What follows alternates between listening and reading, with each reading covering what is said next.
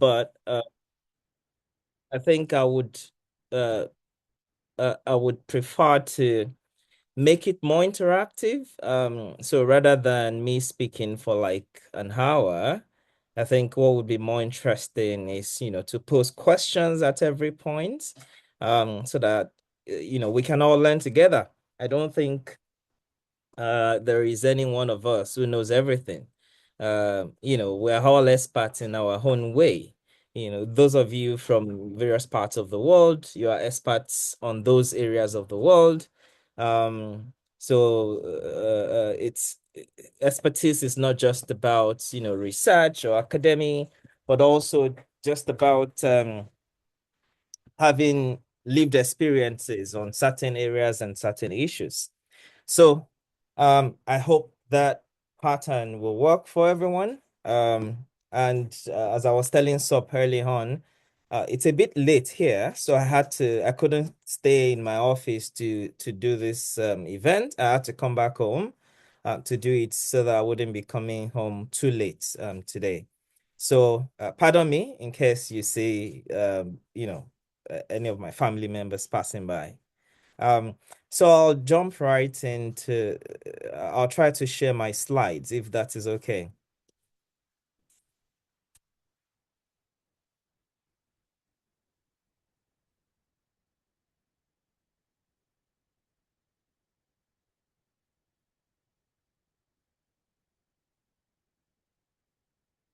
Can you see my screen? Yes, we can, sir. Okay, perfect. Uh, I'll just put it on. Okay. So, uh, when I was thinking about this particular session, I was reflecting on, what it means to be a leader, and not just a leader, but a leader who thinks about the future, who plans for the future. So at first, I thought, leadership is not really my specific area of expertise. But then I realized later on that, these are some of the issues that I've given some thought to. In fact, I have written an article that addresses issues around leadership.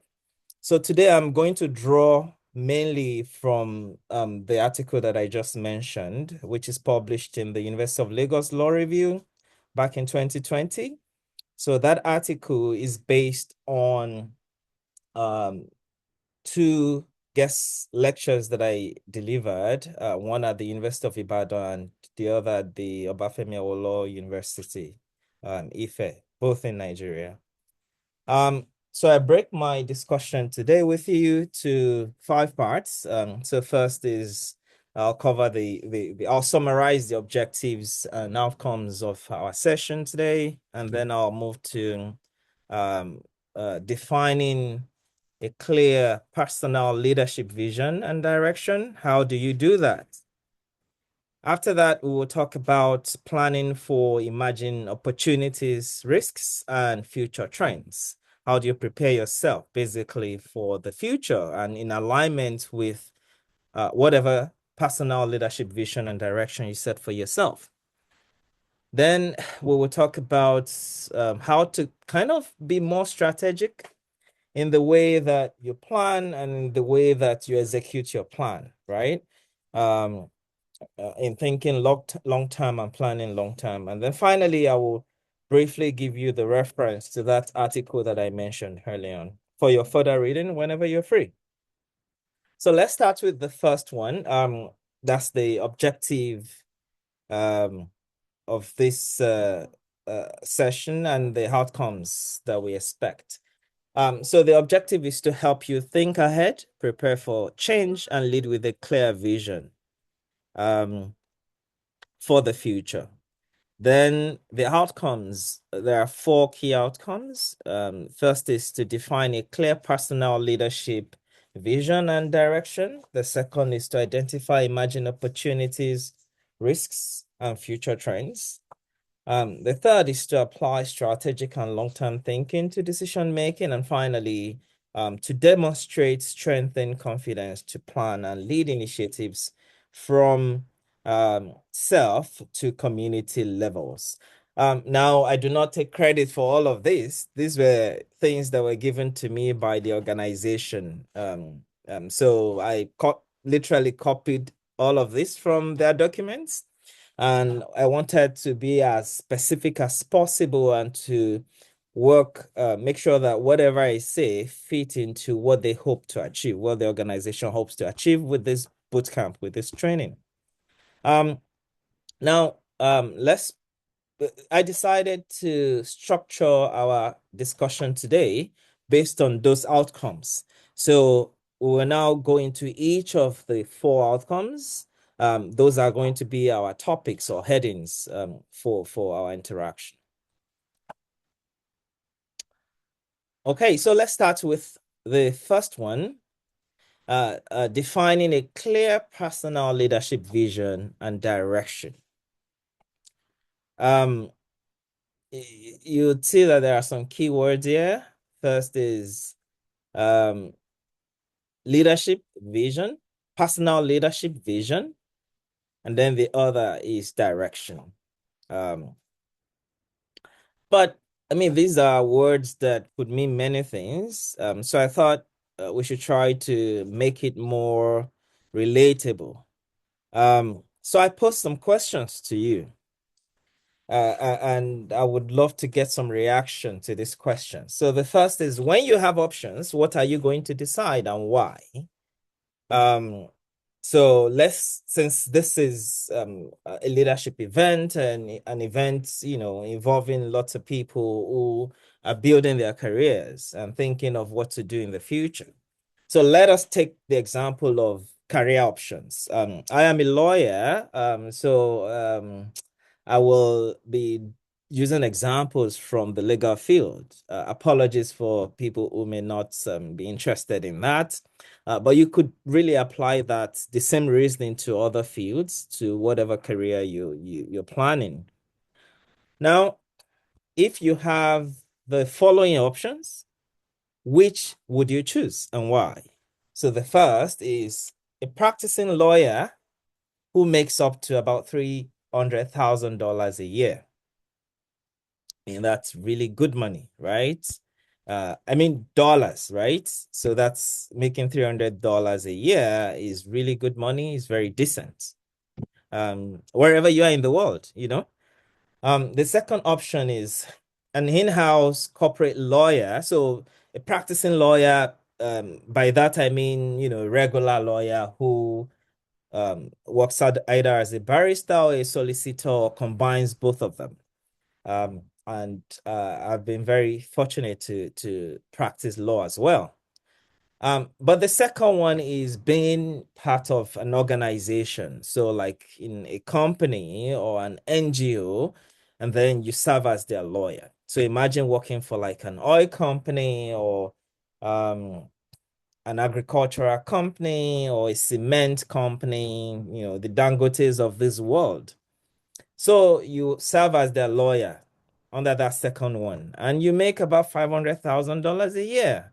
That's also very good money. In fact, probably the greatest of all of them. The money is the most attractive of all the four options.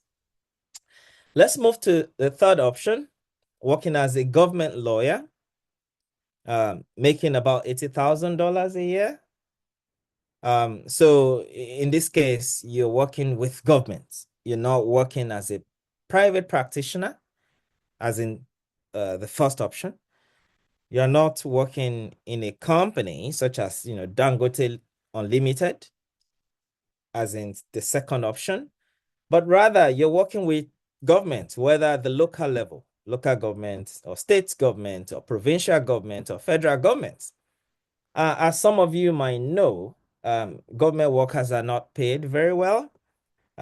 In fact, it is surprising that in Canada, for instance, Vancouver is one of the most terrible places to be a government worker.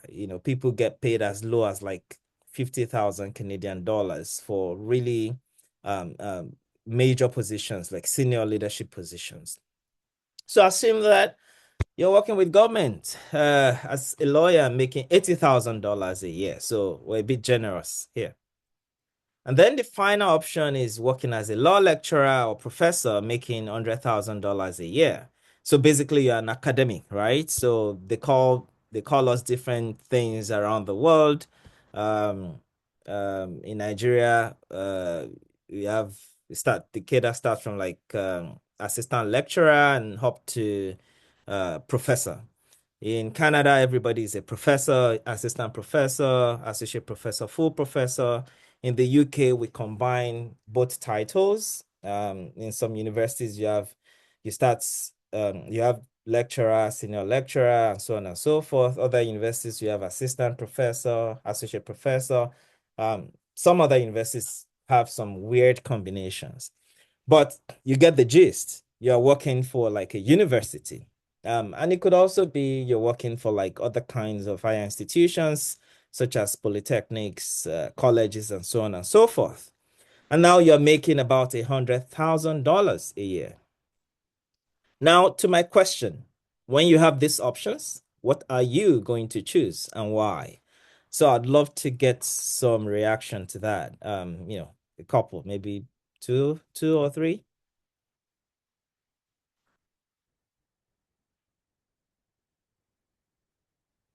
I can see Matilda. Let's go ahead, Matilda. Hi, good evening. Good I'm evening. Matilda, and I will choose the last option. So why would you choose it? Hopefully not because I'm one. No, not really. I'll choose being a lecturer because a lecturer interacts with a lot of people, and there the influence is big as a leader. Hmm. Okay, thank you.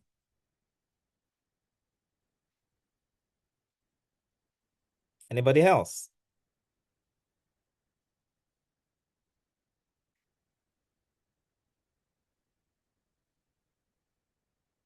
Especially dissenting voices.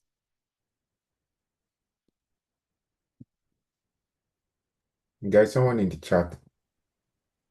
Oh, okay. I have my slides up, so let me try to go to the chat.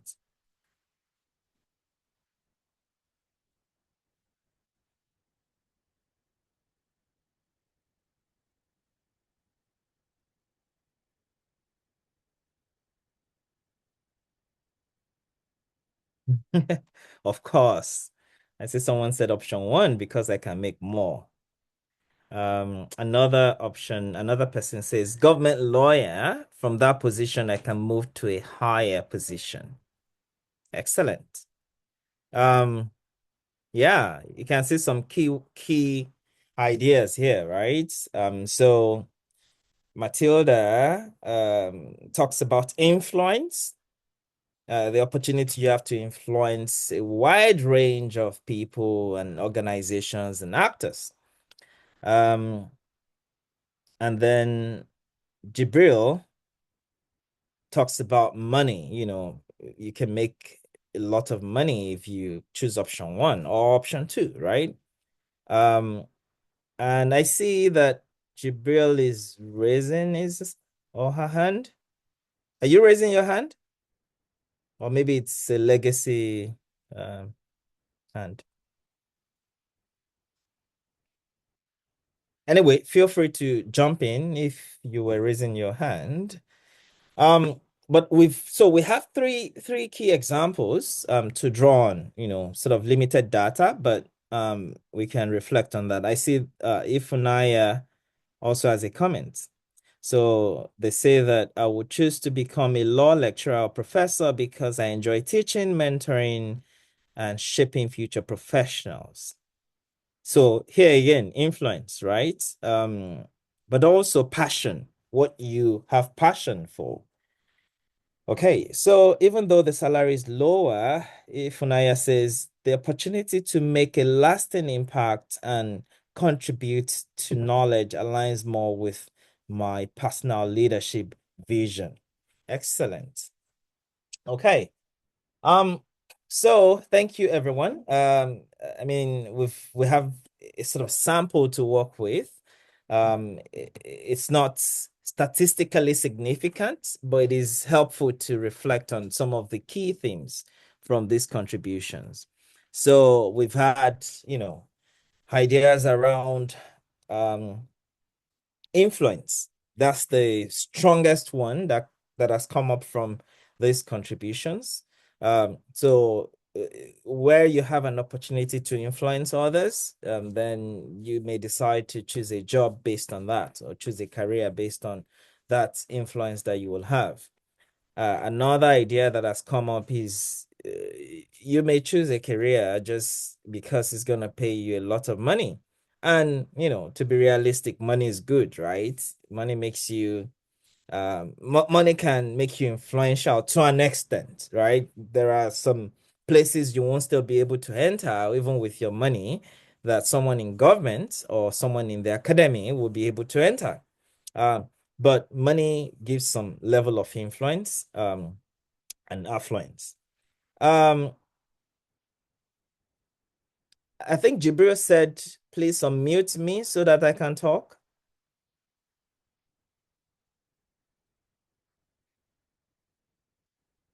Does someone want to unmute Jibril? Okay, you're Yes, unmute. I'm Mitch. Sorry. Yeah, yeah. Good evening, doctor, and everyone on the call. I'm very happy to be here. I'm also in the academic this thing, but most of us would like to choose option one because a practicing lawyer, he has more chance to have more clients, to make more money. You can make double money in the year by choosing double or as a first or second option because you are free to move. But when you're under government or uh, house lawyer or in academics, you make more research, you may get more money, but restriction. You look at the restriction you are. In Africa, we are, anywhere in the world, in the economy we are in, we need more money. Even if you are into a business, into academic, you need more research, you need more hands, you need your company to grow, and so on and so forth. But option one, I think, for me, and one to second option is more better, so that you get more money and do more things and improve and develop yourself. Thank you, doctor, for a wonderful section. Thank you. Thank you very much for your contribution. Yeah, fantastic. You guys are brilliant. Um, so you've all had fantastic responses. And what's interesting is that there is no wrong response. Okay.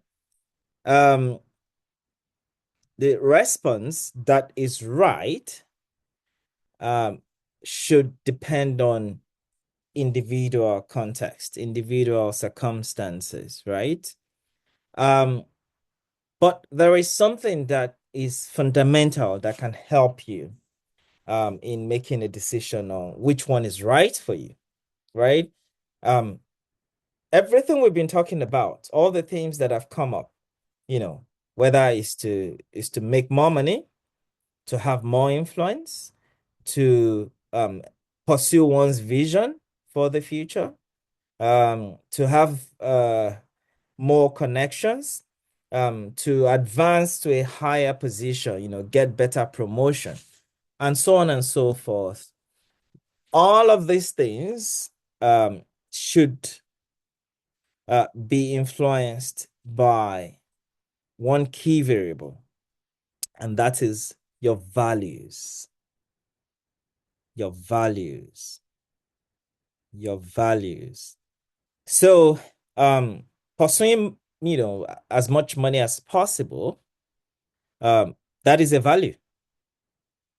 Trying to influence other people, that is a value.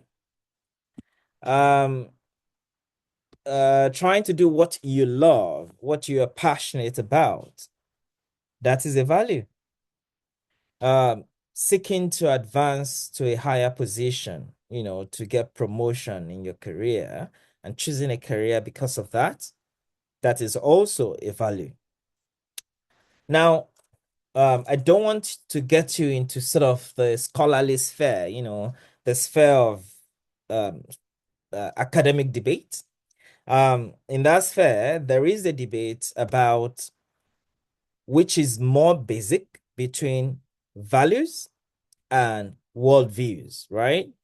But for the purpose of this session, think of values as the most basic uh, variable or most basic factor that helps you decide whatever you want to do.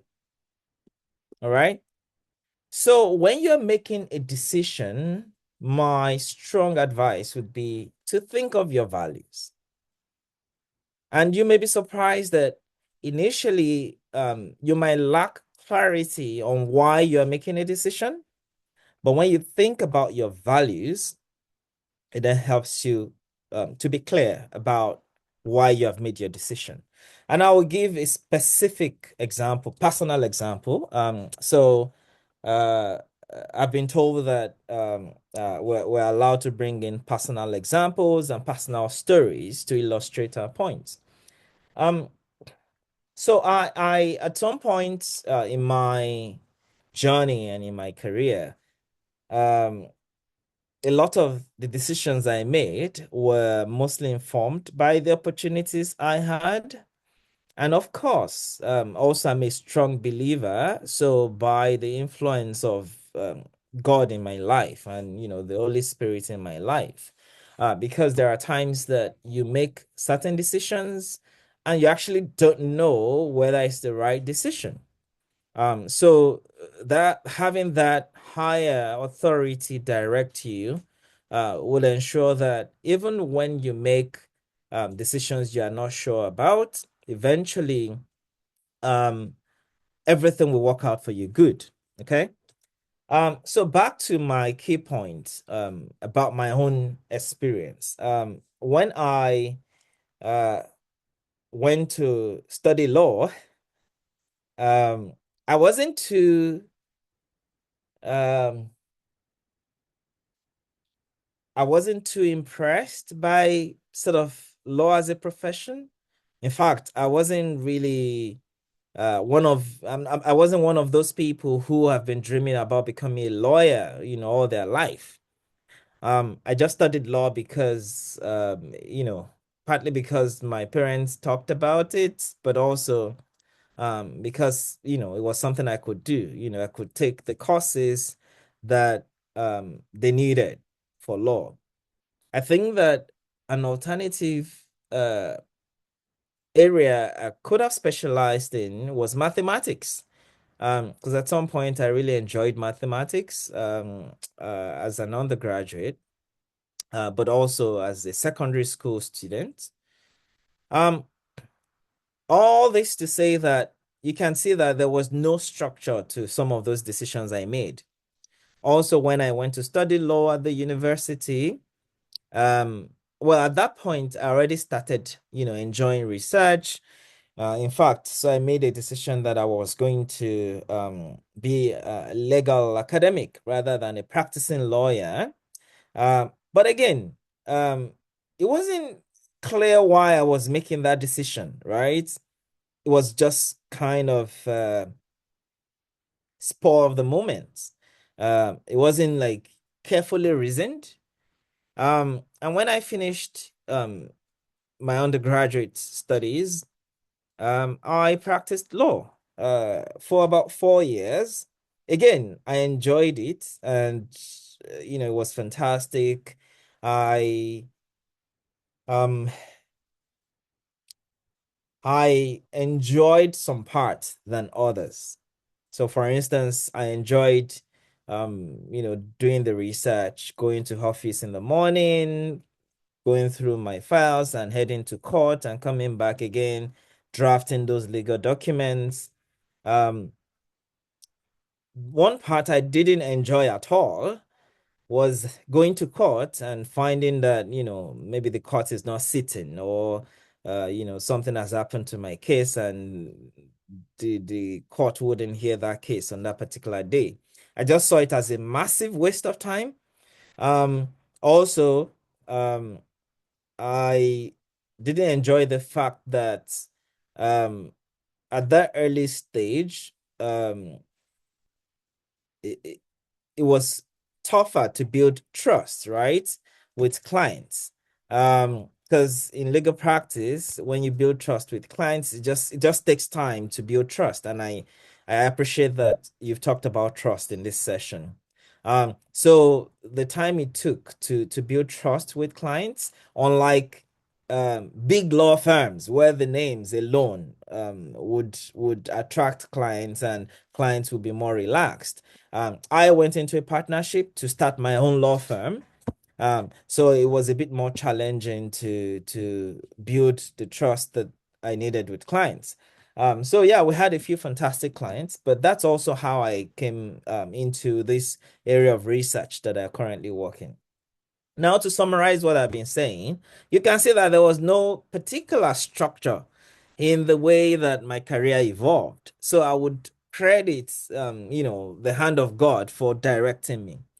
But thinking back now, given, years and decades of experience, um, I think that what would have helped if I had clarity on was to know what exactly were the values that I held in high esteem, the values that were important to me.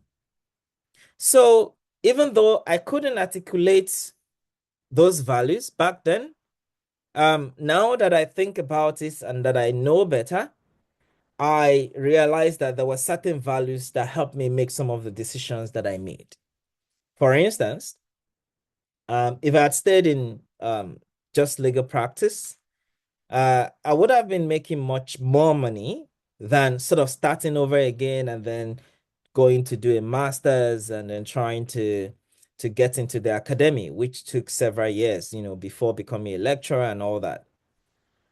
But in retrospect, the value that I appreciated was the fact that I had I didn't have intellectual freedom and sort of value freedom as a practicing lawyer. So a practicing lawyer needs to do whatever their clients want if you want to make good money, So it doesn't matter what you think. It doesn't really matter if you don't like what your clients have done or appreciate what they're doing. You just have to go with whatever your clients want if you want to make a lot of money. Now contrast that to an academy, right? A lecturer, a professor. Um, you you have intellectual freedom. You can write whatever you like. You can advance your own values in your writings. You can call out, systems, call out politicians, call out evils in the world, call out, colonialism, call out imperialism, call out capitalism and its impact. All these challenges, you're free to talk about them. Of course, there are some challenges also in the academy, right? Because it depends on where you work. Some places are more toxic than others, but as a general rule, you have more freedom. So, the summary of what we've been discussing so far, under this first heading, of defining a clear personal leadership vision and direction, is that your values should be at the center of um, your this process of defining your vision. All right. And that informs the kind of leader you become, right? So if there's anything to remember from this particular point on defining a clear personal leadership vision and direction, it's that you need to consciously think about your values. What are the things that matter to me? And those values can then determine what kind of decisions you make as a leader, and in your career. So now we can move to the second point, the second theme, and that is on planning for emerging opportunities, risks, and future trends. So for this part, I decided to break the discussion into two key sections. The first one is identifying opportunities, right? Because when you plan for something, you have to identify it before you plan for it. And then preparing for opportunities. And in discussing both of them, you have to be thinking about risks. What are the challenges that may come up? And what are the future trends? Where are things heading? So the first one, the first part on identifying opportunities, there are key concepts that I developed in that article that I mentioned, the one that I draw on for this session. The first is um, career models. Now, by career models, I mean people that you may not know in person, but that have the kind of things that you hope you want to that you hope to have in the future as a leader. So the kind of opportunities that you are willing to have, they have those opportunities. They've lived that life that you're hoping for. Again, all of this is in retrospect because I remember when I was making some of my own decisions, what to do, what, program to do and what to study and what jobs to take. I didn't have this benefit of having a very clear sense of what I should be looking at. So to identify opportunities, you can look at career models. What does that look like in real life? So for someone who wants to be, a world-leading medical doctor, you have lots of them, from Africa and from elsewhere, right? So one tip is to look at the context or the experiences of this particular model you're looking at, right? Have they gone through similar experiences like you? So, for instance, it would be strange to for someone from a small African community, an indigenous African community, to then look at Mark Zuckerberg as a career model, right?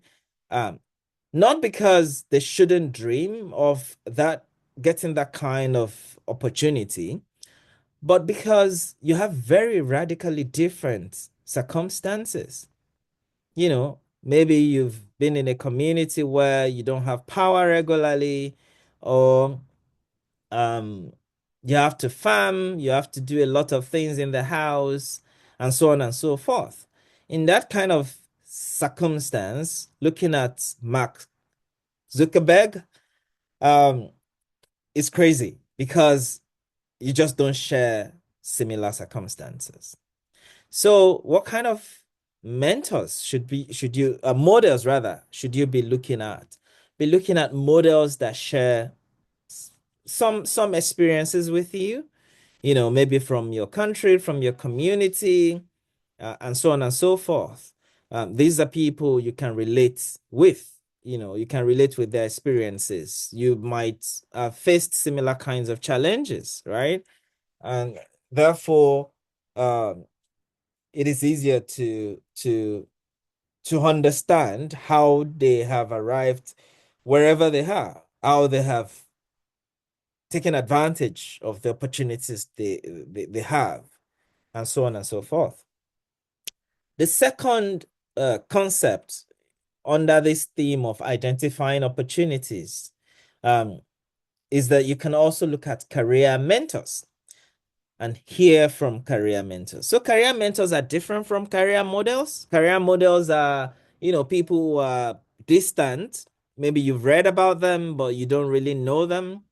Career mentors, on the other hand, maybe the brother or the sister in the neighborhood who has managed to get out of maybe some challenges, get out of poverty, or get out of a violent environment, and who can talk to you, who can take you on, as someone to advise from time to time, support you in many ways.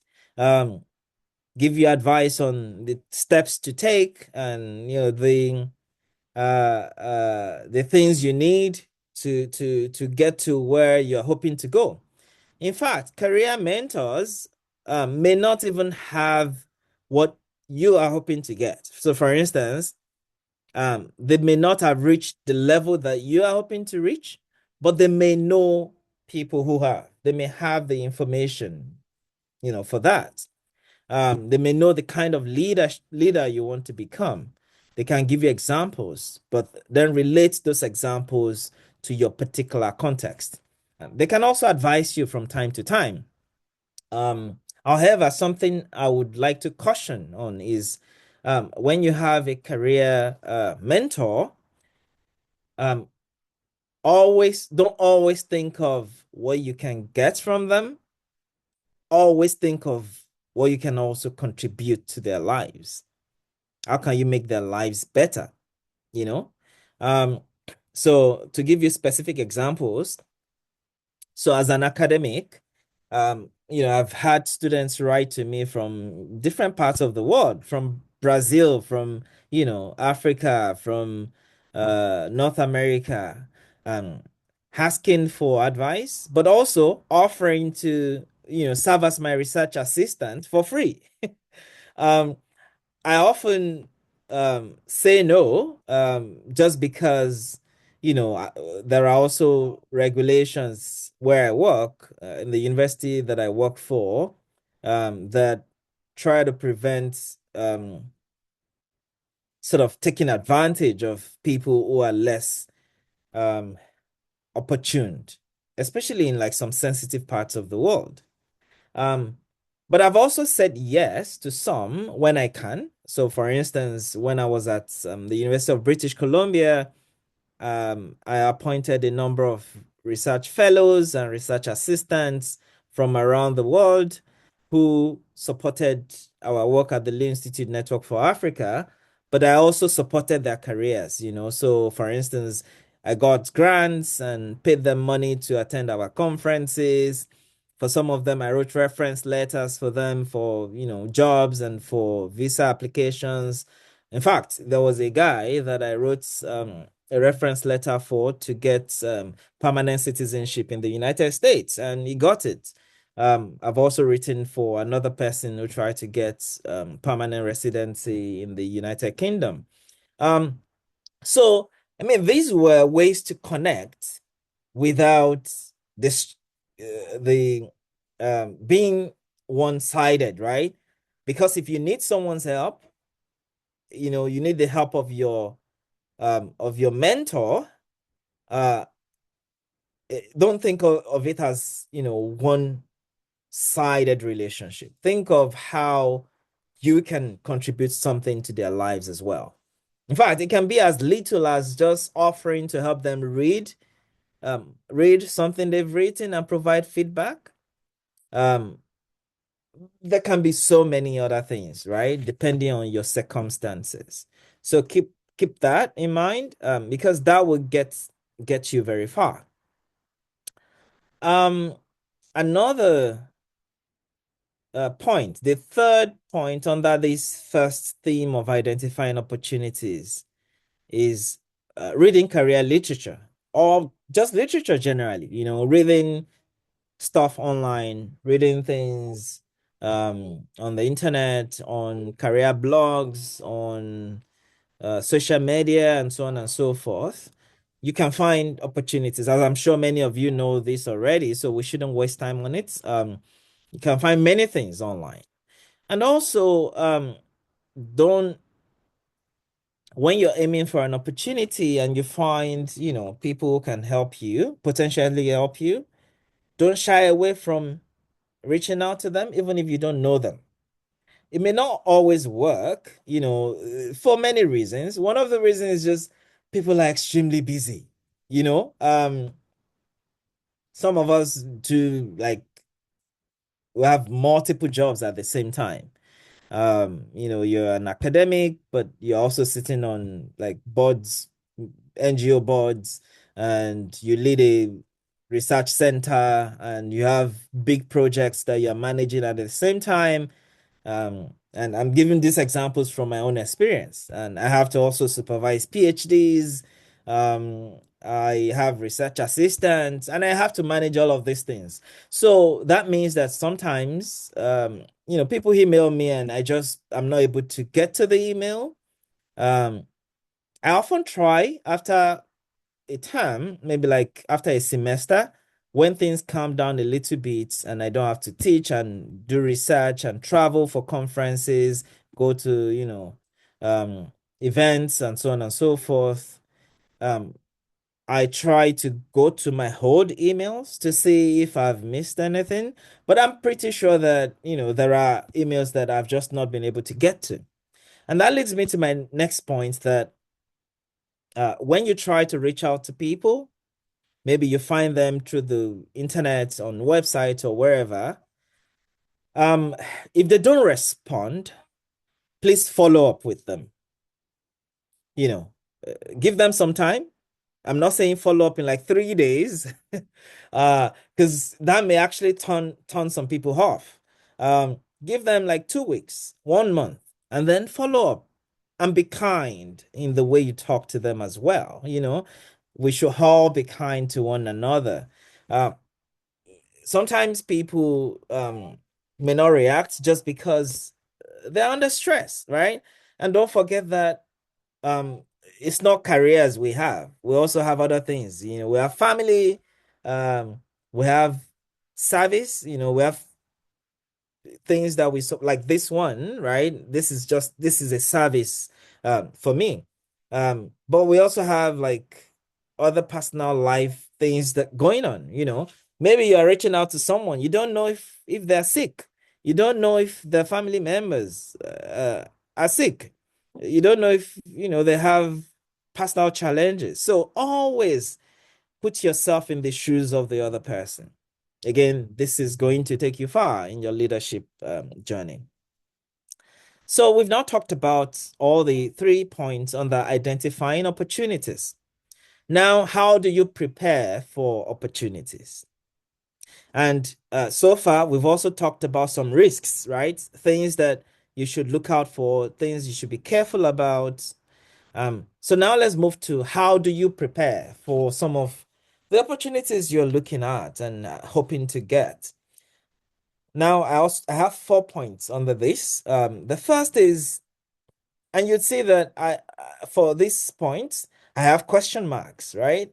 So the first is academic excellence.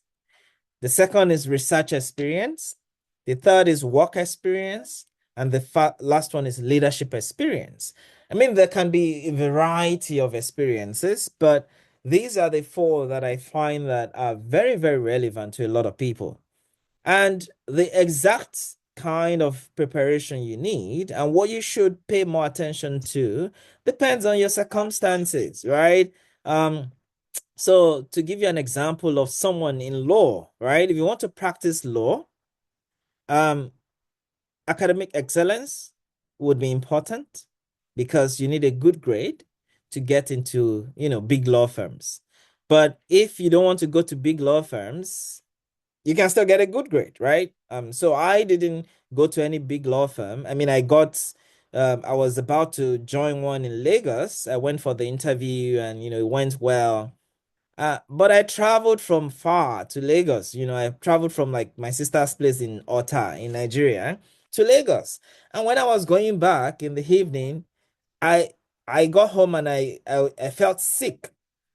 And I just decided I was not going to work with any big law firm, in that sense, because for people who are familiar with legal practice, working with a big law firm can be very challenging. It takes over your life. A lot of times you wake up very early in the morning, go to the office, and you come back late at night. So you don't really have much life outside the legal practice.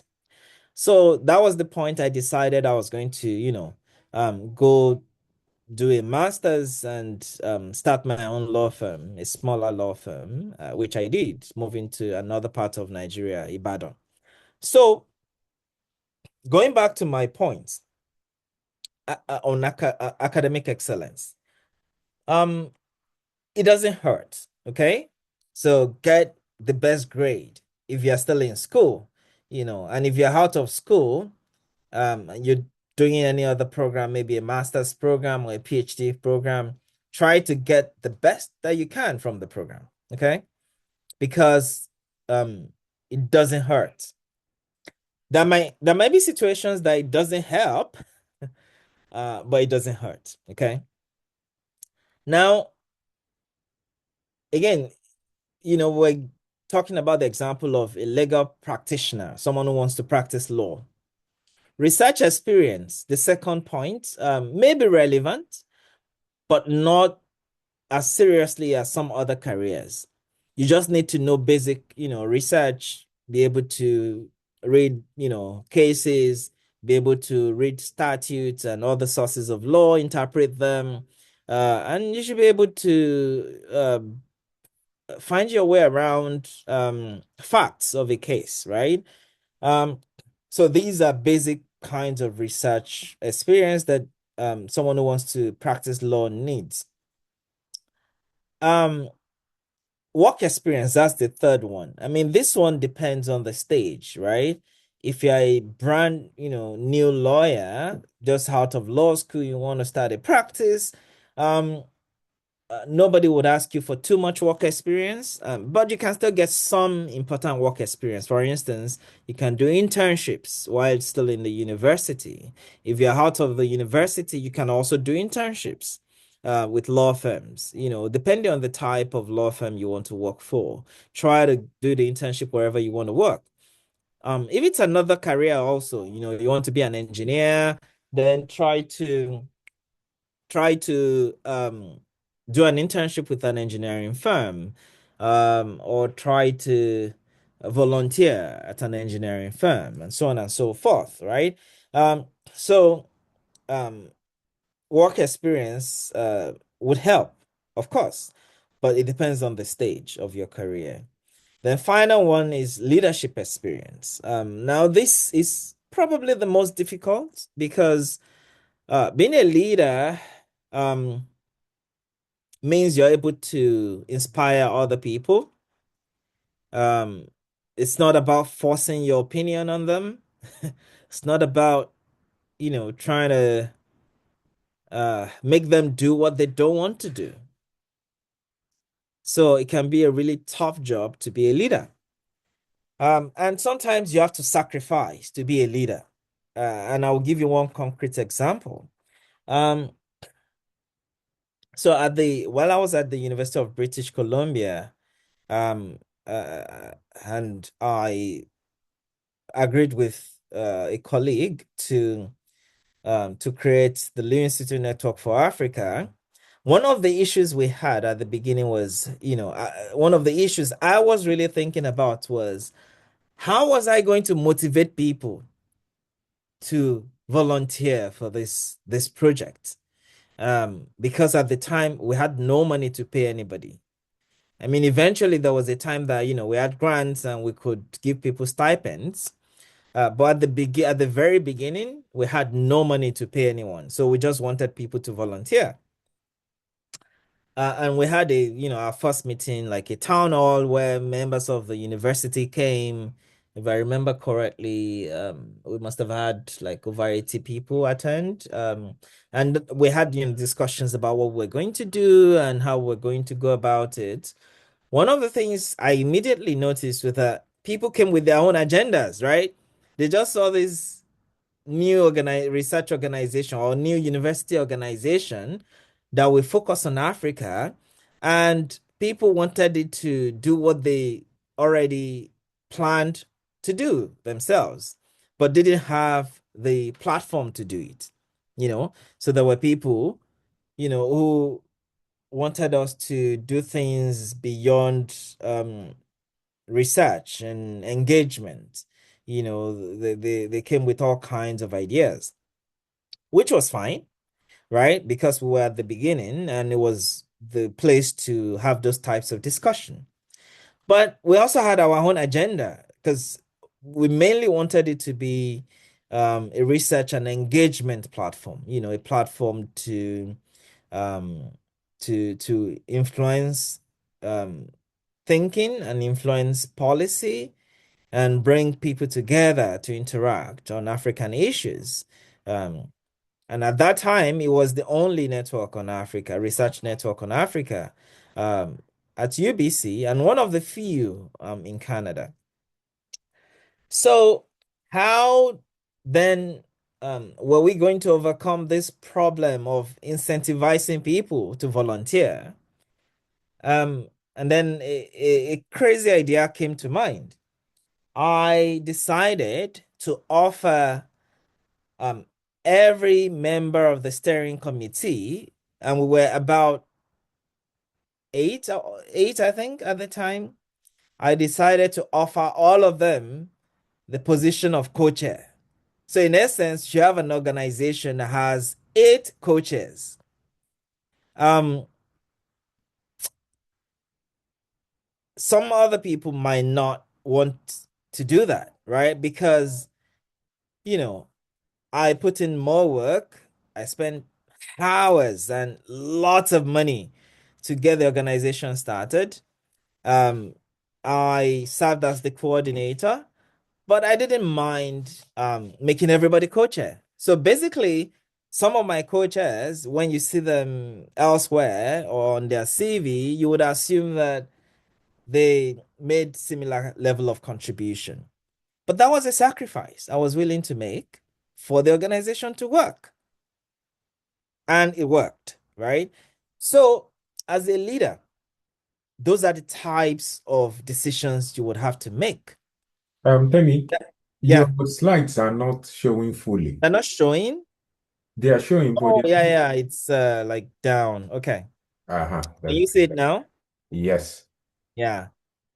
So yeah, those are the types of decisions you have to make as a leader. There are times that you you may have a position on something and you'll allow other people to have their way.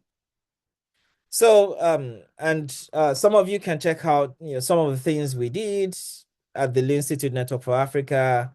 We were able to bring lots of people together, do all kinds of events, do research projects, brought in lots of African leaders, ministers, deputy prime ministers, and, similar people, ministers all over the African countries to contribute to our agenda and to our events. So that's one example to kind of indicate what leadership means, right?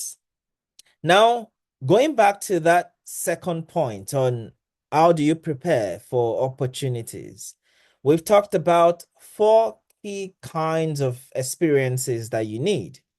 So the first is academic excellence, another is research experience, another is work experience, and finally, leadership experience. And you can see that these experiences have different levels of intensity and levels of difficulty.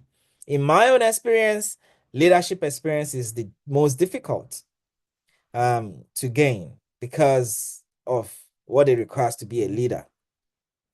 The other ones have different levels of difficulty, but I would say that academic excellence is the easiest. It's pretty easy to get a first class. You just have to study what we already know. You don't even have to do, research to create new knowledge. You just need to master the knowledge that already exists. That's the main thing you do to get academic excellence, to get a first class or to get a really high 2-1. Research experience is much more difficult because you need to show that you can think beyond what we already know, create new knowledge, or synthesize new knowledge. Work experience can be easy or difficult depending on the type of work experience. But if you want really good work experience, again, it's more difficult than academic excellence, than just getting great grades and so on and so forth. So for good work experience, you have to learn how to interact with your colleagues, interact with um, clients or customers. You have to sometimes you have to work on your emotion. You have to basically, you just have to get your stuff together. So you can see that again, it's more difficult than just getting good grades, which you can do without necessarily, um, um, trying to make a boss happy or trying to make a colleague happy, right?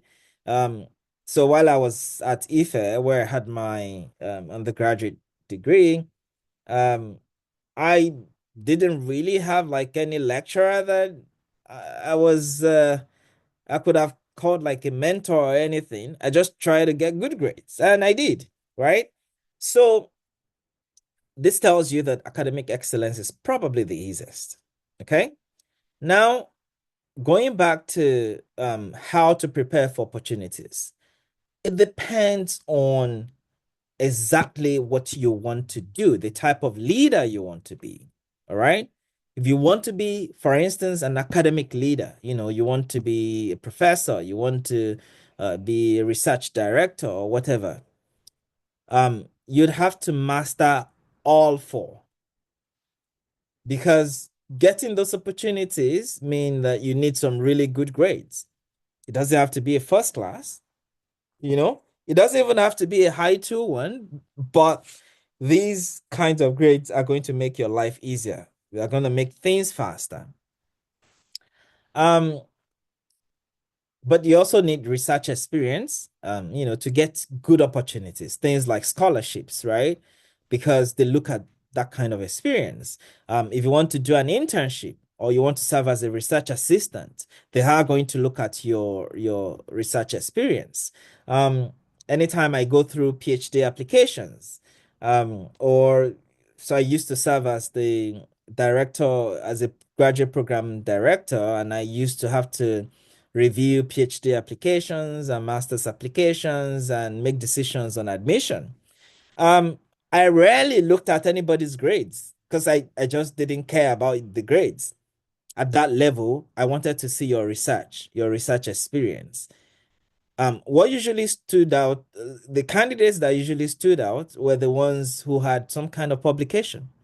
It doesn't have to be in, top journals, but having publication like decent university journals, universities in Africa or Asia or wherever would make you stand out. Working, if you don't have publications, working with established scholars and showing that, you've added value to their work, that would also work. That would probably get someone an interview or even an admission. Um, Yeah, those are examples from a research career, right? So an academic definitely needs research excellence, research experience. Um, Going back to other examples, so for an academic, work experience may not be as important. Of course, you always need to have some work experience. It helps, but I don't think people would, depending on the level, if you're just starting as like an assistant lecturer or a teaching assistant or a research assistant, people wouldn't expect you to have so much experience teaching, right? So again, research experience would be more important. Leadership experience, again, people will want to see that, you're able to lead other people, influence other people, but I don't think that they will use that to judge you. But competition is becoming bigger, so this may not be the case. So it's always good to have that kind of experience. Now, for other types of jobs, it depends, right? As you've seen my example from, an academic, other jobs may emphasize other things, right? Um, so for instance, technical jobs, being a computer scientist would almost always prioritize work experience, right? So like, if you want to be a computer um, scientist who writes codes, your grades are not going to tell them that you can write codes. And your research, publishing papers and going for conferences, these are not going to tell them that you can write the codes. So you see that it really depends on the type of job that you want to do and the type of leader you want to be. So think of what would work within your own circumstances of these various ways to prepare for opportunities. And in terms of future trends, always think about long term, medium term, short term. So plan across different time horizons rather than just long term. So what are the things you want to achieve this year? And what are the things you hope to achieve in 5 years? And what are the things you hope to achieve, 15 years, 20 years? It may not work out exactly as you think about them, but it can give you direction, make you more critical, make you rethink your plans, and so on and so forth. And it may also prompt you to look for future opportunities, current opportunities, future opportunities. So in my field, for people who want to practice, one of the future clear opportunities for the future would be working in energy transition, moving away from fossil fuels towards renewable energy. That is going to be big. It's already big, but it's going to even grow bigger, right? Because think of in Africa, a lot of homes, in Nigeria, for instance, a lot of homes have solar panels. So our home in Nigeria, we bought a big solar panel. And the more these things become affordable, the more people are going to be buying them, and the more jobs are going to be created for even lawyers and other kinds of jobs, right? Because they have to deal with these things. So, um, again, you see, it depends on the type of job you're doing and the type of leader you want to be, the type of career you want to do, and that would determine which of these things you prioritize, okay? Okay, so I think we're almost done. Any questions so far? Any urgent question? Of course, we still have time for question at the end, but if there's anything urgent, then feel free to jump in. So now I'll move to the next slide. I'm navigating between looking at my screen and then looking at the slides. So that's why I've been going up and down. So this is the final sort of substantive slide, and it's on applying strategic and long-term thinking to decision making. You'd see that the way I've structured the various components of our session, the kind of flow, right? So we started with, the objective and outcomes of the session, and then we go into each of the outcomes. And we started by sort of defining what you want to be as a leader in the future. Then we went to how do you plan for it, to achieve what you want to be.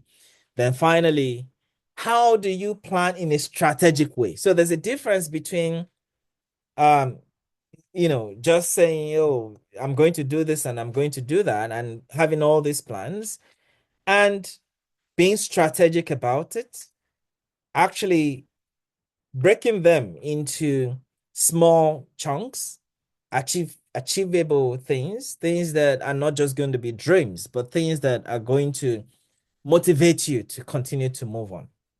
So, and that motivation is very important. And I'll give you an example, as an academic, a key motivation for us, right, is publishing research.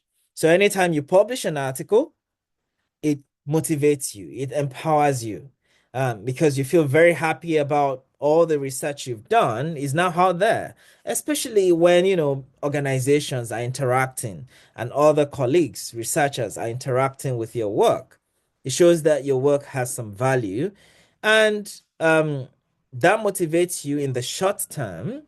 Your long-term goal may be to, to win the Nobel Prize or to be a researcher in the United Nations or whatever, right?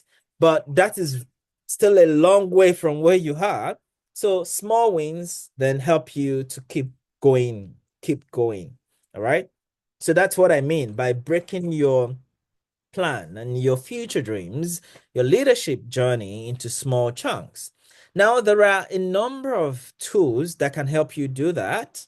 But I'm trained in policy as well, in policy studies, apart from law. And I'm bringing a tool from policy studies here to to kind of guide you. I want to introduce you to one tool.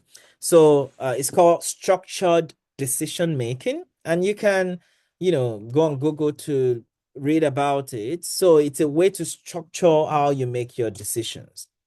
Now, if you look at the figure you have on your screen, you can see that you have a decision to make on the left side here.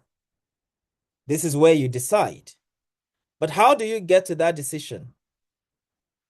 And how do you get to that decision before implementing that decision?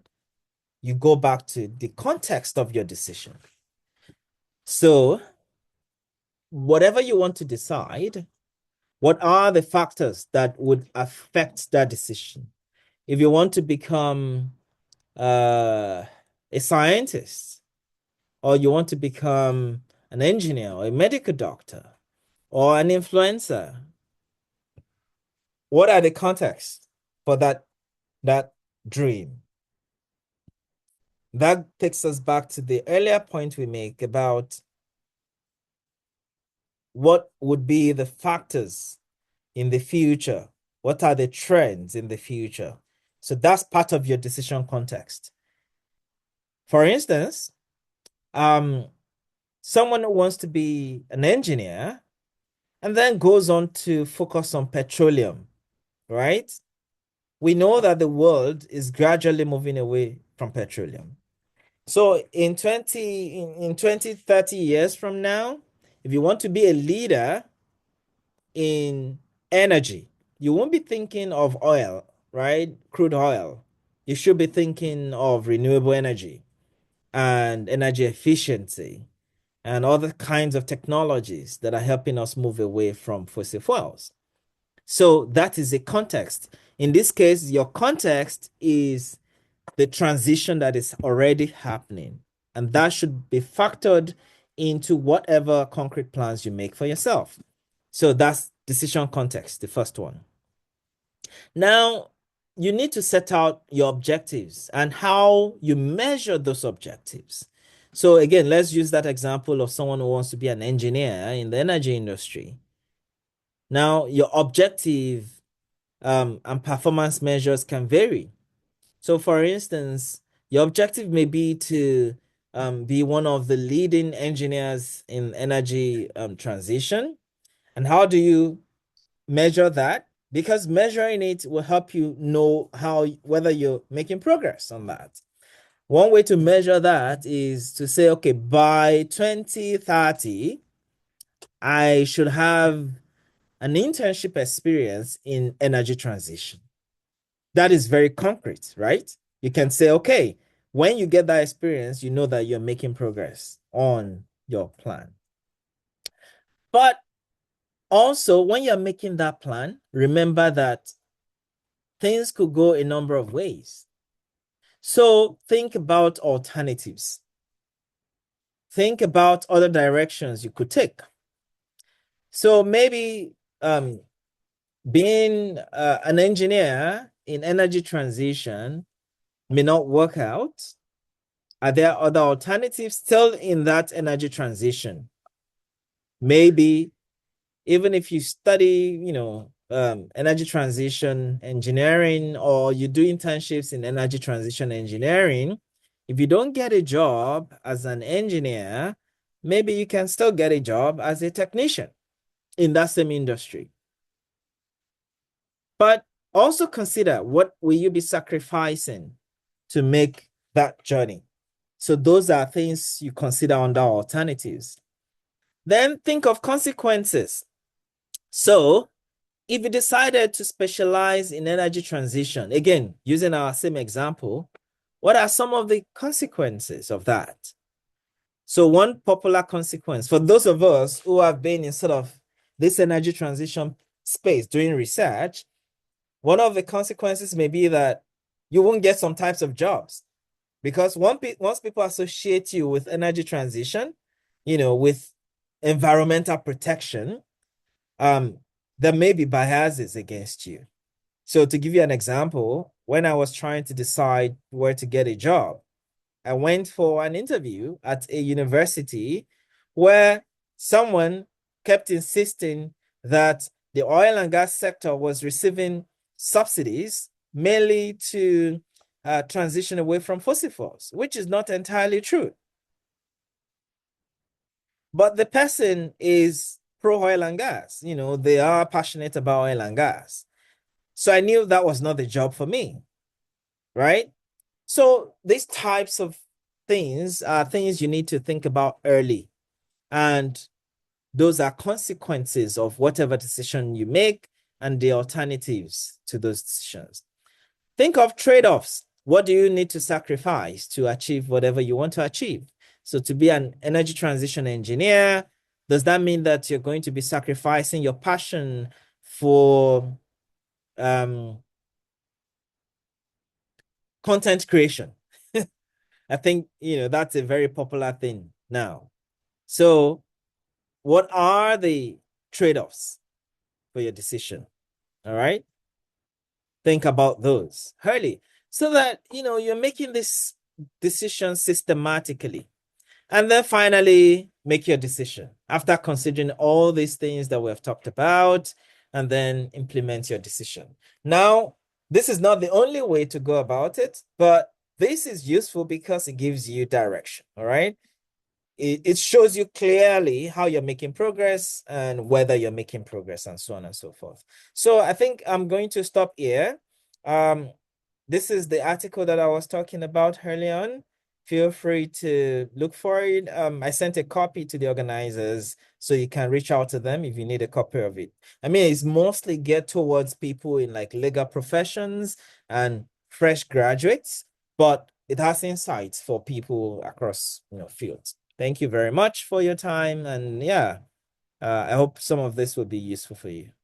Thanks.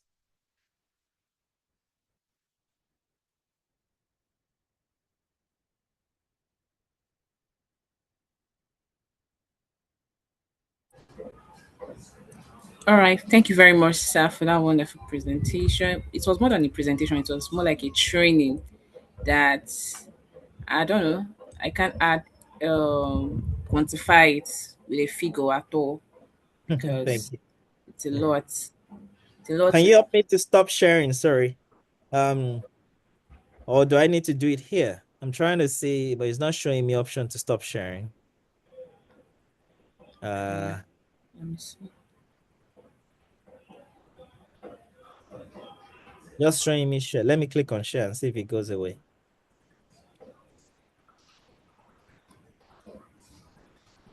So please let's react. Let's if you found this section very insightful, please let's react. Let's um thank our dog for this wonderful section. And please, this is time for questions. Please, if you have any question, please you can unmute. You can raise your hand first, then we unmute you. Then you can also ask on the chat box so that we can quickly take your questions.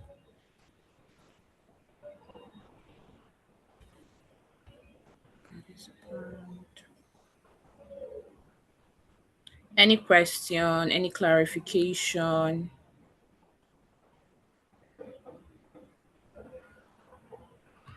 I see I some hope people are asking, sorry, I saw some people asking for like my contact and stuff. I mean, I'm a very public person. Just Google my name and you will find me. Temi Onifade. So I'm on, LinkedIn, Twitter, whatever. And I'm also on the university website. So yeah, you'll find me easily.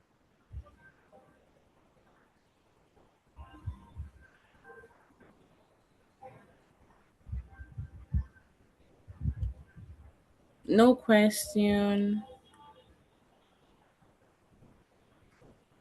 Victoria Bright. Should I start calling names? So our doc was very, very it was very clear. Oh, wow.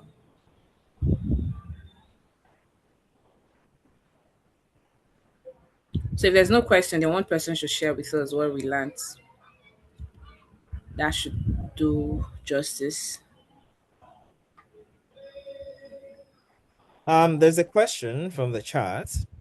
Someone is asking, how do you sharpen your skills when you even try to volunteer for companies that are not picking you? Great question. I think there's always an alternative, right? So what type of companies are you reaching out to? You don't have to go to the big companies, the Dangotes of this world, the Shell, the Chevron. Go to the startups, the small firms. They need lots of help, right? Because at that point, when you're a startup, you don't have much money. You're still trying to balance things. Um, so yeah, that's don't focus on just big companies. Also think of the little places, small companies and so on and so forth. I didn't start my career as a lecturer, my teaching career.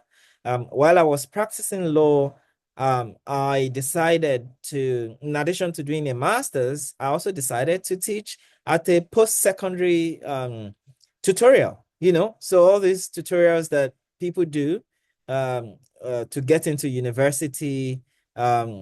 So that wasn't, working for a university, even in Nigeria, right? That was where I started. And so I started small. So think creatively about opportunities, all right?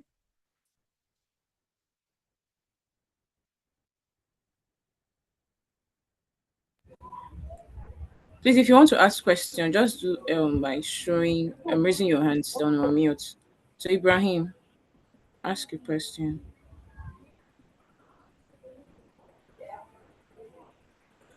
Okay, there's no reason. I'm seeing someone here.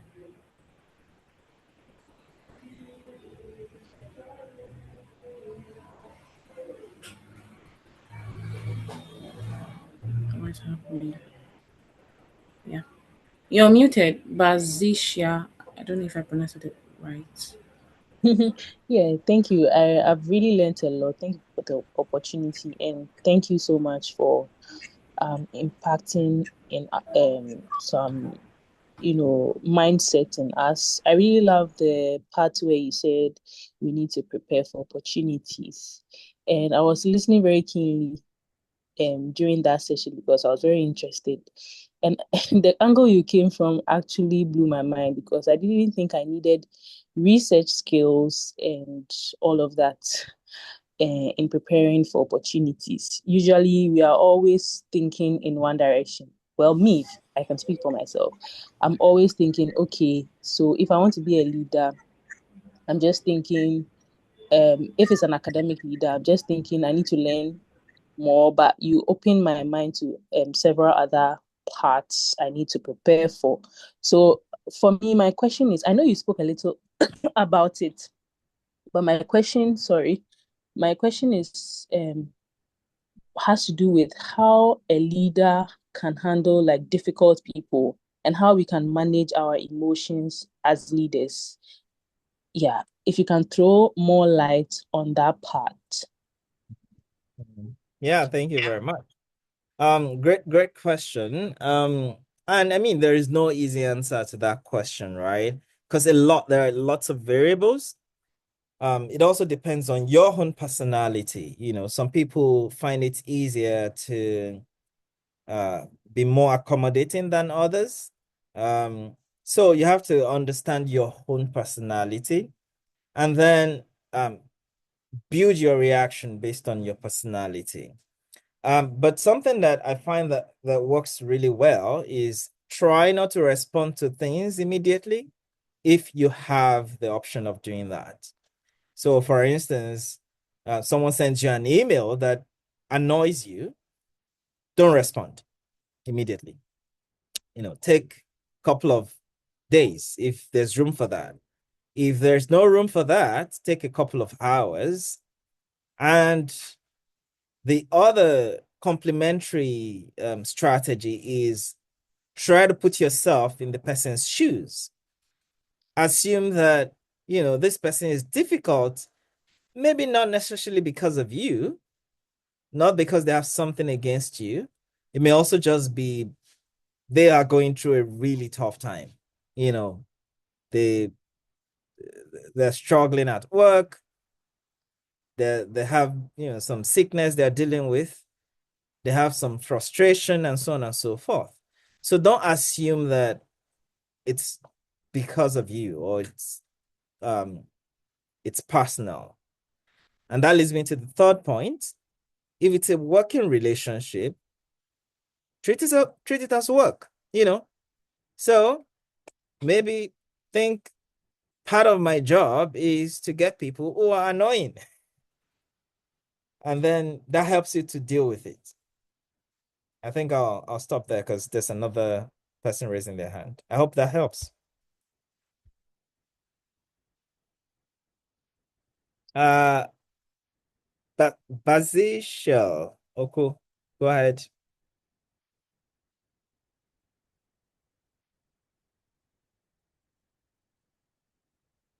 Ready.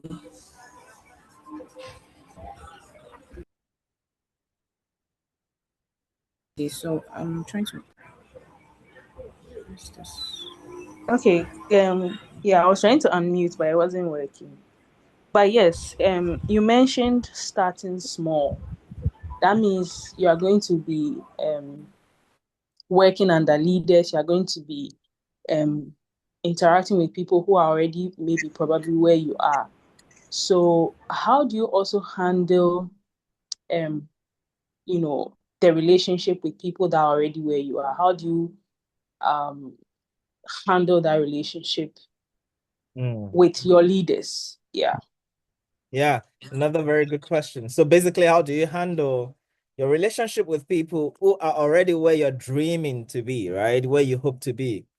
Um, Again, it depends on the particular context or particular circumstance.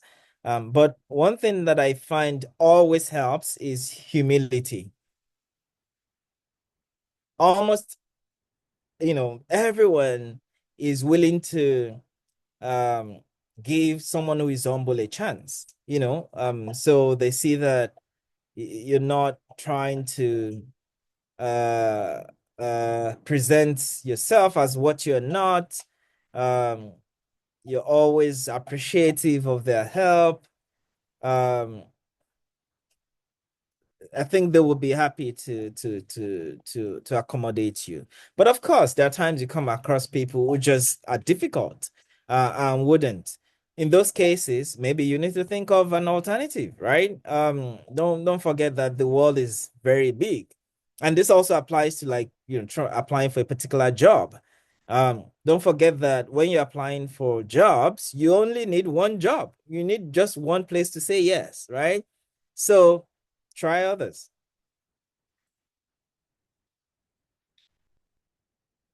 Gladys.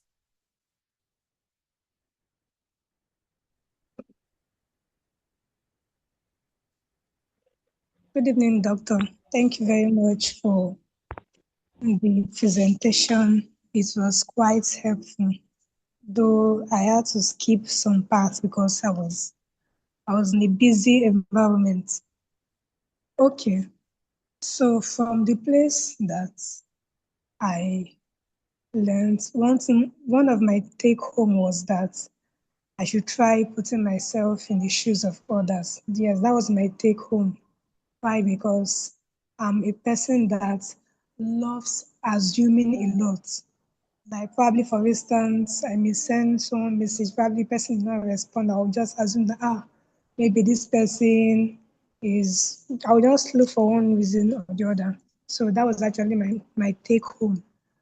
But then my question is, how do you cope with a leader or a person that is superior in your workplace? You're under this person, you are working, and yes, this person has seen your potentials, he has seen how hardworking you are, and then, okay, because you are this hardworking person, they would want to give you more work than you Mhm. should do. Mhm. Now, even when you are tired, they'll be like, no, no, no, we have a deadline to meet, and it is just you because they found out that okay, this is you are very good in that thing. How do you cope with that? That's my question. Thank you, sir. Yeah, thank you very much, Gladys. That's another great question. Also a very difficult one. Because again, there are variables we do not know. So a lot of factors here, what type of job it is, who are the people involved. For instance, is it someone that can be flexible or can be reasonable when you are candid with them? You sit down to talk, to pour out your hearts to them. Are they someone who can be reasonable in that sense? But also, what are your alternatives, right? So, because I mean, one option is always leave that place and find another place, right? But if you don't have a sensible alternative, then that may not be a good idea.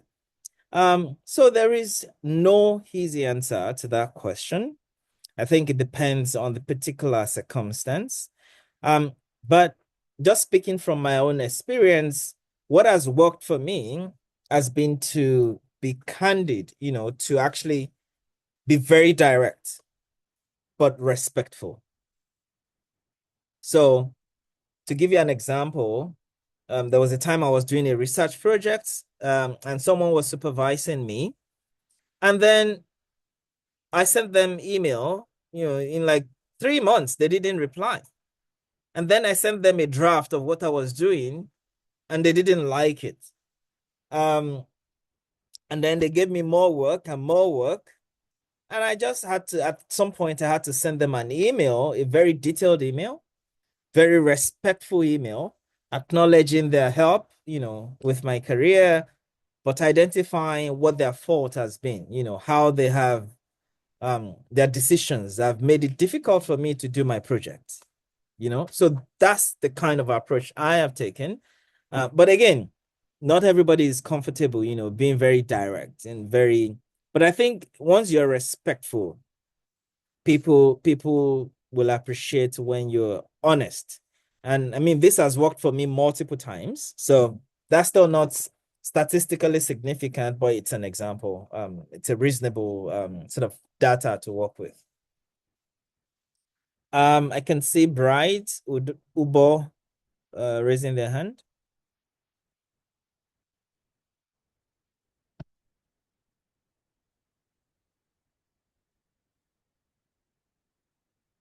Go ahead, Bright.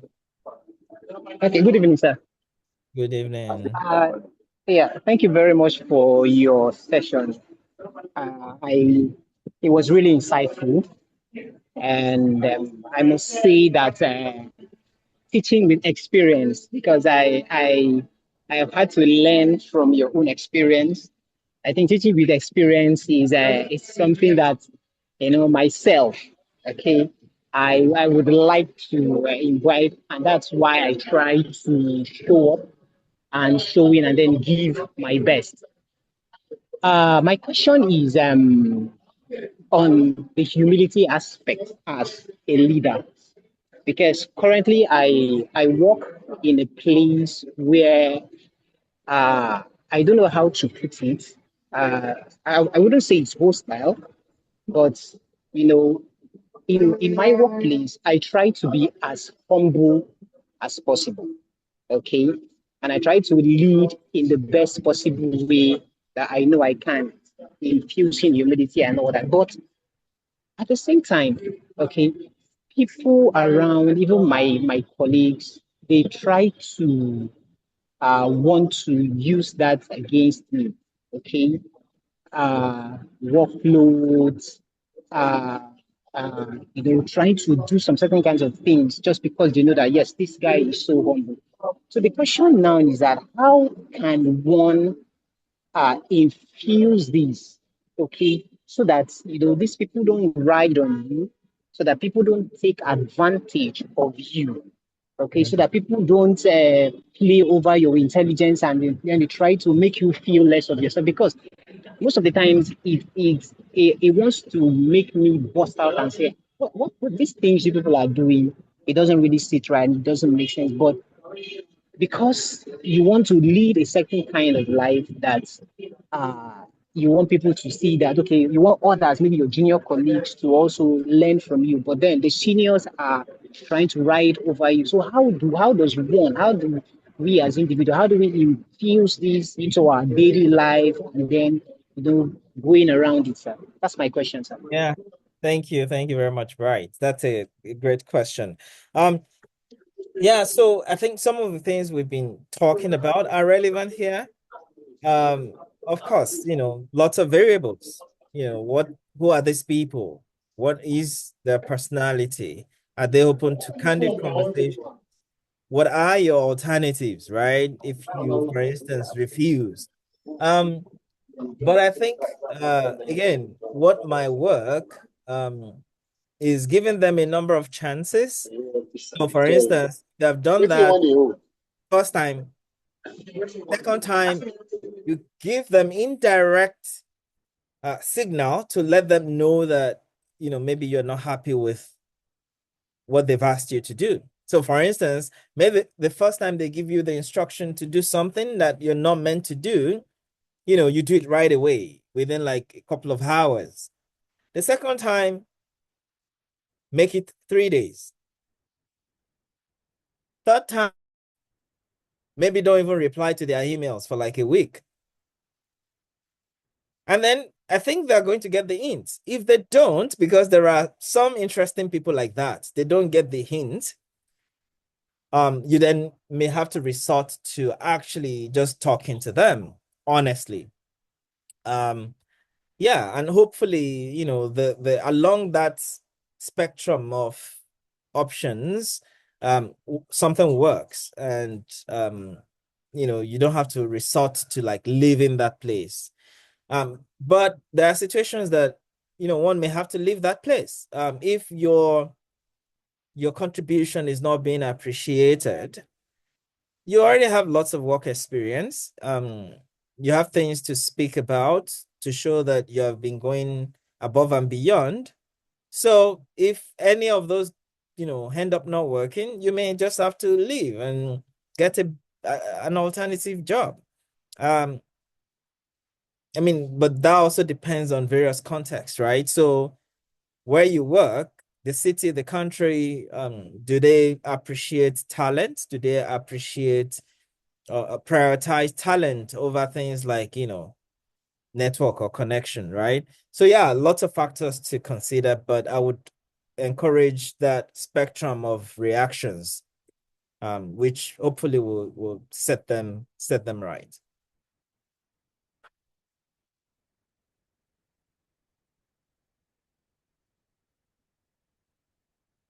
I see that there are some questions on the chat. Ibrahim, Ibrahim wants to ask a Oh, question. Oh, please go ahead. yeah, yeah. Good evening once again. I'm back again, Doctor. Thank you. Yes, nice presentation. I was trying to connect since I was raising hand, but no problem. It's where we are learning always. As a young researcher and also in academy, they actually have in the research a world, more especially me that I'm into the conservation biology, Okay. and then yeah, you see, right from time I'm not a first class student, but I'm good in research. I'm good in field, and yes, the first time that I got an NGO work with World Bank, yes, because of my research experiences with UNESCO and other. But the problem we have in more especially in Africa, where you see what if you don't have academic excellence, you don't have first class, you will not involved in the job, you don't have employment. But people that have emotional intelligence, not intelligence, also they have work. So how can we? My question in this place, how can we get to address this issue most well in academic level, in our working place? That when someone has experience to work out for you, how can you get key and get employment, more especially us young researchers and other people? Thank you, Doc. Thank you. Yeah, thank you. Thank you very much. Yeah, great. Another beautiful question. And actually, the article that I referred you to addresses this point. Um, so I mean, first class is good. I encourage people to get it when they can, and if they're not going to sacrifice something more important. I did also get a first class, by the way, right? When I did my studies, that was very rare. Like, first class wasn't something very popular or very common. But um, do I regret it? Not at all, because my research experience that I gained then, my leadership experience that I gained then, they have all worked for me beyond getting a first class, right? I've had opportunities that, many first class have not had. So what I'm going to say regarding your question is that, well, at the beginning, it may be difficult getting certain opportunities, getting certain jobs because of your grade, So for especially like people who have maybe third class or have passed and so on and so forth. But with God on your side and hard work and pursuing your talent, um, I think things are going to work out just fine, right? So there's a level that having grades, excellent grades don't really matter anymore. Like they don't really, nobody cares, right? So I gave you the example of when I was serving as a program director of a major UK graduate program. It's called Southwest Doctoral Training Partnership. So I had responsibility to read people's applications for both admission and scholarships and to make some decisions on those. I don't remember looking at anybody's grade because at that level, it doesn't really matter anymore, right? At that level, what matters more is what research experience have they had? What have they worked on? What have they published? So, and I'm doing this on like a Sunday evening when I'm so tired. Um, so I'm just trying to see who is promising here, who should get the money, who should get the admission, and so on and so forth. So, with time, grades don't matter much, but grades help at that early period, especially when you just graduate from a university, you're trying to get a job. It helps you noticed. It helps you get noticed. I remember back when I was an undergraduate at IFE, when I just graduated, some companies came to the university to recruit some of us who had good grades. So out of 5 points, most of us, I think those of us who had 4 points and above, they came to interview. I remember like, GTB and some other banks, they came and gave us opportunities to join their companies. So you can see that having a really excellent grade can help at that early stage. But what would be interesting is if I had decided to stay in one of those jobs, I probably wouldn't even be where I am now, right? So that's why it's also important to always have the hand of God guiding you, right? So back before I left Nigeria, I remember there was one time I applied for a ministry job in a state, and I was selected as one of the best, one of the two top applicants. And then I needed to start finding people who were going to sort of serve as referees, people who were influential. And I didn't know anybody influential. So I didn't get the job. This was also when I was doing my master's and also running a small law firm. So I needed that extra work on the side. I didn't get that job, but now I have, better opportunities. If I had gotten that job, I probably wouldn't have advanced this much in life because I would have thought that was the best I could get, right? And it would have reduced how much I would have gone. So all this to say that always put God in your plans. There's that higher force that puts all the pieces together. Even your failures can become your success.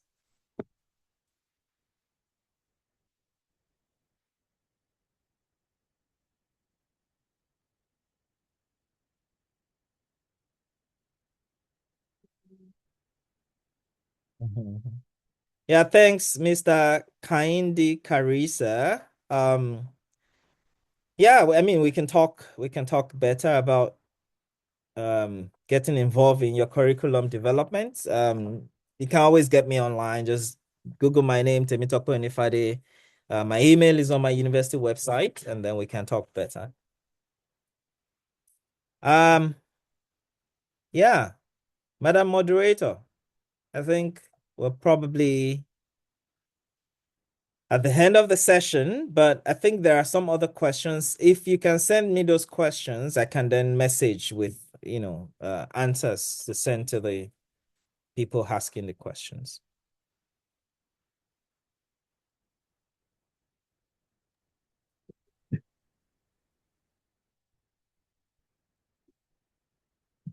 All right. Thank you very much, Dr. Temitope, for your wonderful, excellent presentation and session this evening. I am pretty sure it is also very, very impactful. I can see from the contribution being made that we are really paying good attention and that your presentation is actually very, very, very impactful to us. So on behalf of everybody here, I want to say thank you very much. Okay, we can show our appreciation on the chat. Thank you very much, sir. All right. Please, the attendance form is in the chat. Yes, the attendance form is in the chat. Please sign your attendance, fill your form. Thank you very much. Yes, I can see the appreciation in the chat. Yes, thank you very much, sir. All right. I have a few announcements to make. Any other questions you have, you can ask your questions in the WhatsApp group, in the ILB WhatsApp group while I make my announcement. Please remember to share your experiences. Share your experiences in your social media platform and tag PFF. Tag PFF, tag ILB 2026. All right. Yes, share your experiences, tag others to join. We still have things that we're going to do. Mrs. Salome is going to speak to us tomorrow. So your friends who are not here, they still have the opportunity to join in one or two other things that we'll be doing. All right.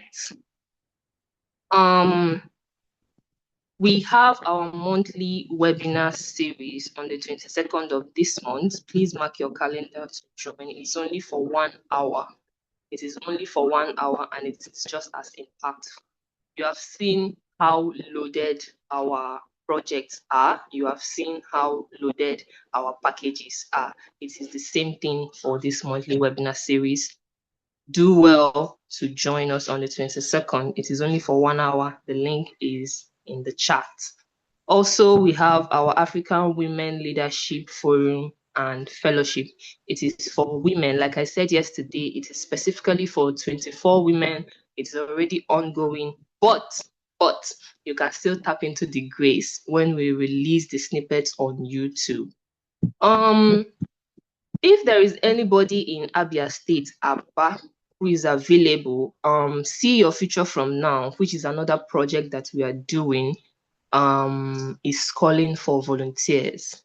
So See Your Future From Now is an initiative for secondary school students that helps them to envision their future and encourage intentional planning and growth, as well as to connect with today's actions, with their plans tomorrow.